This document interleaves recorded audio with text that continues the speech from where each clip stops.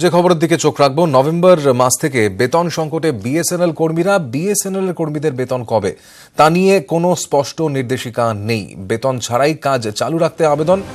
আর্থিক সংকটে বেতন তহবিল অমিল, এখনো পর্যন্ত কোনো টাইম লাইন নেই। টাইম লাইন দিতে পারল না বিএসএনএল কর্তৃপক্ষ।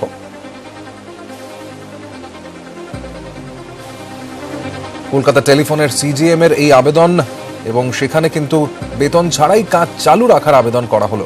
এ সম্পর্কে আমরা আরো জানবো। আমাদের প্রতিনিধি আবির ঘোষাল এই মুহূর্তে রয়েছেন ফোনে। আবির, জানতে চাইবো তোমার কাছ থেকে এই ঘোষণা সম্পর্কে, পাশাপাশি এখনো পর্যন্ত কর্মীদের তাদের কি প্রতিক্রিয়া।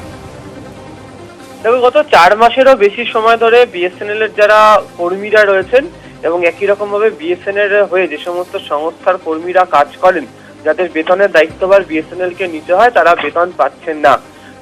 চলতি মাসের একটা ফান্ড রিলিজ করা হয়েছিল এবং সেখানে খুব অল্প সংখ্যক যারা মূলত কর্পোরেটে চাকরি করেন বিএসএনএল এ, তাদের কয়েকজনের বেতন হয়েছে।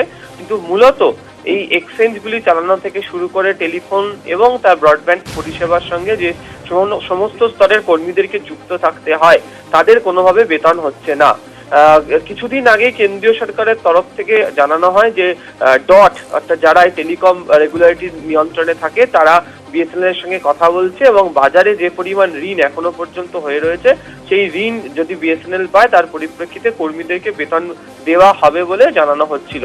কিন্তু এদিন একটি নির্দেশিকা পাওয়া গেছে, সেটা হচ্ছে ক্যালকাটা টেলিফোনসের তরফ থেকে সিডিএম তিনি তার কর্মীদের কাছে আবেদন করেছেন যে বিএসএনএল কে এই মুহূর্তে যে অবস্থা বা পরিস্থিতির মধ্যে দিয়ে চলতে হচ্ছে, তাতে তারা বুঝতে পারছেন যে কর্মীদের প্রকৃত অর্থে কি খারাপ অবস্থার মধ্যে দিয়ে, কিন্তু যা পরিস্থিতি তাতে কবে বা কত তাড়াতাড়ি এই কর্মীদেরকে বেতন দিতে পারা যাবে সে সম্পর্কিত কোনো নির্দিষ্ট নির্দেশ তাদের কাছেও এই মুহূর্তে নেই।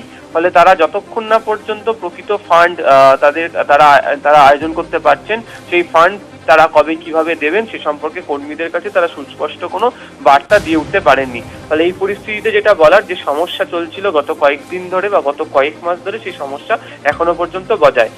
কলকাতা বিএসএনএল এই ক্যালকাটা টেলিফোন এক্সচেঞ্জে যে সমস্ত কেন্দ্রগুলি রয়েছে, একদিকে কল্যাণী ব্যারাকপুর থেকে শুরু করে, অন্যদিকে হচ্ছে একেবারে ডায়মন্ড হারবার পর্যন্ত, অন্যদিকে হুগলির বিস্তীর্ণ এলাকা ধরে যে কেন্দ্রগুলি রয়েছে, এক্সচেঞ্জগুলো রয়েছে, তাদের কর্মীদের কাছে আজকে সকালবেলায় এই অ্যাপিল বা এই নির্দেশিকা সিজিএম এর সই করা সেটিকে পৌঁছেছে।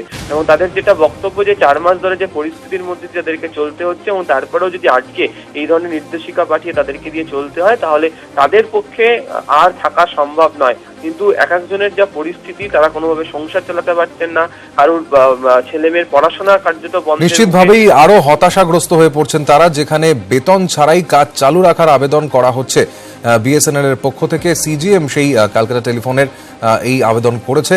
কর্মীরা কিন্তু আরো হতাশ হয়ে পড়লেন, কারণ 4 মাস ধরে তারা বেতন পাচ্ছেন না।